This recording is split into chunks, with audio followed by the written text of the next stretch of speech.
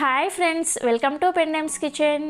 పెండెమ్స్ కిచెన్లో ఈరోజు వీడియోలో చుక్క నూనె లేకుండా అలాగే మినప్పప్పు కూడా లేకుండానే దూది లాంటి మెత్తటి దోశల్ని ఎలా వేసుకోవచ్చో చూపించబోతున్నాను. దోశ చూశారు కదా, మీకు దోశ చూస్తేనే ఎంత మెత్తగా ఉందో అర్థమవుతుంది. టేస్ట్ కూడా చాలా అంటే చాలా బాగుంటుంది. ఖచ్చితంగా మీ ఇంట్లో వాళ్ళందరూ కూడా చాలా ఇష్టంగా తింటారు. మీకు చూస్తుంటేనే నోట్లో నీళ్ళు ఊరిపోతున్నాయి కదా, అంత టేస్టీగా ఉంటుంది. సో ఇక లేట్ చేయకుండా ఈ మెత్తటి దూది లాంటి దోశల్ని నూనె లేకుండా అలాగే మినప్పప్పు కూడా లేకుండానే ఎలా వేసుకోవచ్చో ఈ వీడియోలోకి వెళ్ళి చూసేయండి. ఫస్ట్ దోశల పిండిని ప్రిపేర్ చేసుకోవడం కోసం ఇలా ఒక గిన్నెని తీసుకొని అందులోకి 3 కప్పుల బియ్యాన్ని వేసుకోండి. మీరు ఇక్కడ దోశల బియ్యాన్ని అయినా వేసుకోవచ్చు, రేషన్ బియ్యాన్ని అయినా వేసుకోవచ్చు, అలాగే ఇడ్లీ బియ్యం అయినా సరే వేసుకోవచ్చు. ఏవైనా సరే 3 కప్పులు వేసుకోండి. నేను ఇక్కడ రైస్ కుక్కర్ కప్పుతో 3 కప్పుల బియ్యాన్ని వేసుకున్నాను. నెక్స్ట్ ఇందులోకి 1 టీ స్పూన్ మెంతులు కూడా వేసుకొని ఈ బియ్యాన్ని అండ్ మెంతుల్ని శుభ్రంగా 2-3 సార్లు నీళ్ళతో కడిగేసి ఆ నీళ్ళన్నీ కూడా వంచేసి ఈ గిన్నెని ఒక పక్కన పెట్టుకోండి. ఇప్పుడు ఇంకొక గిన్నెని తీసుకొని అందులోకి మీరు ఇందాక ఏ కప్పుతో అయితే బియ్యాన్ని వేసుకున్నారో సేమ్ అదే కప్పుతోటి 1 కప్పు కొద్దిగా మందంగా ఉండే అటుకుల్ని వేసుకోండి. పలుచుగా ఉండే అటుకుల్ని వేసుకున్నారంటే మీకు దోశ అనేది అంత పర్ఫెక్ట్గా రాదనమాట. అందుకోసం మందంగా ఉండే అటుకుల్ని 1 కప్పు వేసుకొని వీటిని కూడా శుభ్రంగా 1-2 సార్లు కడిగేసి ఆ నీళ్ళన్నీ కూడా వంచేసి ఈ అటుకులను కూడా మనం ముందుగానే వాష్ చేసి పక్కన పెట్టుకున్న బియ్యంలోకి వేసుకోండి. వేసుకొని ఇందులోకి సేమ్ అదే కప్పుతోటి 1 కప్పు ఫ్రెష్గా ఉన్న గట్టి పెరుగుని వేసుకోండి. మీరు పులిసిన పెరుగును వేసుకున్నారంటే ఈ పిండిని మళ్ళీ మనం పొలే పెడతామన్నమాట.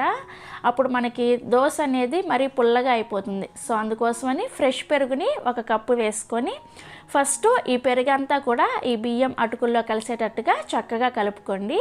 ఇలా కలుపుకున్న తర్వాత ఇప్పుడు ఇందులోకి 1 కప్పు నీళ్ళను కూడా వేసుకొని ఈ నీళ్ళు కూడా చక్కగా ఈ బియ్యంలో కలిసేటట్లుగా కలుపుకోండి.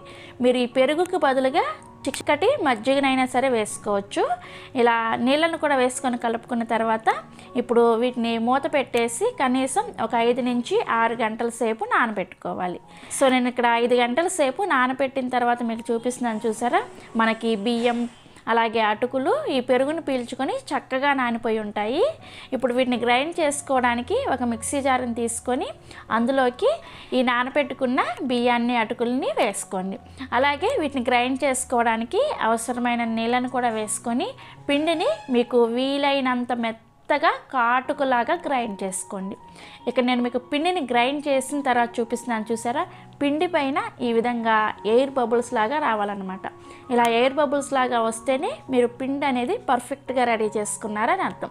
అలాగే పిండిని ఒకసారి మీరు తాకి చూసారంటే మీకు పిండి అనేది ఎక్కడా కూడా బరక అనేది తగలకుండా చాలా మెత్తగా ఉండాలన్నమాట. ఈ విధంగా పిండిని ఈ కన్సిస్టెన్సీలో గ్రైండ్ చేసుకోవాలి. సో ఇలా మొత్తం అంతా పిండిని గ్రైండ్ చేసుకున్న తర్వాత ఇప్పుడు ఇందులోకి మీ రుచికి సరిపడా ఉప్పుని వేసుకోండి. ఉప్పును కూడా వేసుకొని పిండిని ఒకసారి అంతా కూడా చక్కగా కలిసేటట్లుగా కలుపుకొని దీని మీద మూత పెట్టేసి ఈ పిండిని ఒక నైట్ అంతా కూడా అలా వదిలేసేయండి. కనీసం ఒక 8 గంటల సేపు ఈ పిండిని పులై పెట్టుకోవాలి. నేనైతే ఇక్కడ నైట్ గ్రైండ్ చేసేసుకొని నెక్స్ట్ డే ఉదయాన్నే మీకు చూపిస్తున్నాను, చూసారా? మనకి పిండి చక్కగా పులిసింది.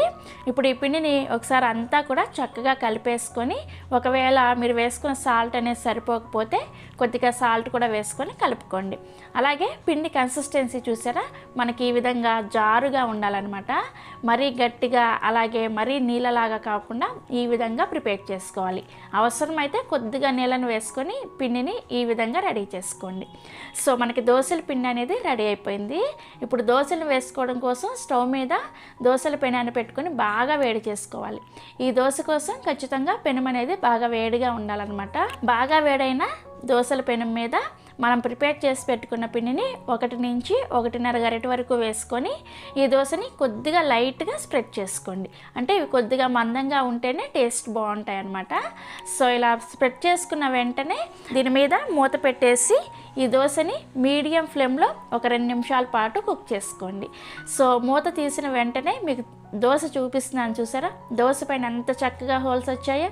ఇలా దోశ పైన హోల్స్ వస్తేనే దోశ అనేది చాలా ప్లఫీగా, మెత్తగా, సాఫ్ట్గా, చాలా చాలా టేస్టీగా ఉంటుంది. మీకు ఒకవేళ పిండి అనేది సరిగా పులవకపోతే ఇలా దోశ పైన హోల్స్ రావన్నమాట. అలాంటప్పుడు మీరు కొద్దిగా దోశల పిండిలో చిటికెడంతా వంట సోడా వేసుకొని కలుపుకొని కూడా దోశలు వేసుకోవచ్చు. సో ఇదే విధంగా మిగిలిన పిండితో కూడా మీకు ఎన్ని దోశలు కావాలంటే అన్ని దోశల్ని వేసేసుకోండి. మీకు ఒకవేళ పిండి మిగిలితే ఫ్రిడ్జ్లో పెట్టుకొని నెక్స్ట్ డే కూడా చక్కగా దోశలను వేసుకోవచ్చు.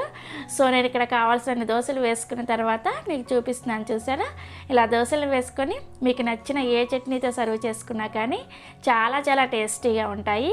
ఇక్కడ నేను పల్లీ చట్నీతో సర్వ్ చేసుకున్నాను. మీకు ఒకవేళ పల్లీ చట్నీ రెసిపీ కావాలంటే ఈ వీడియో కింద డిస్క్రిప్షన్లో లింక్ ఇస్తాను, ఒకసారి చెక్ చేయండి. సో దోశ చూస్తుంటేనే నోట్లో నీళ్ళు ఊరిపోతున్నాయి కదా, తప్పకుండా ట్రై చేయండి. డెఫినెట్గా మీ ఇంట్లో అందరు కూడా ఇష్టంగా తింటారు. సో ట్రై చేస్తారు కదా, ట్రై చేసిన తర్వాత టేస్ట్ ఎలా అనిపించిందో కింద కామెంట్ సెక్షన్లో నాతో షేర్ చేసుకోండి. అలాగే ఈ వీడియో మీకు నచ్చితే మీ ఫ్రెండ్స్కి, రిలేటివ్స్కి కూడా షేర్ చేయండి. మరిన్ని ఎమ్మీ అండ్ టేస్టీ రెసిపీస్ కోసం పెండెమ్స్ కిచెన్ని సబ్స్క్రైబ్ చేసుకోండి. Thank you.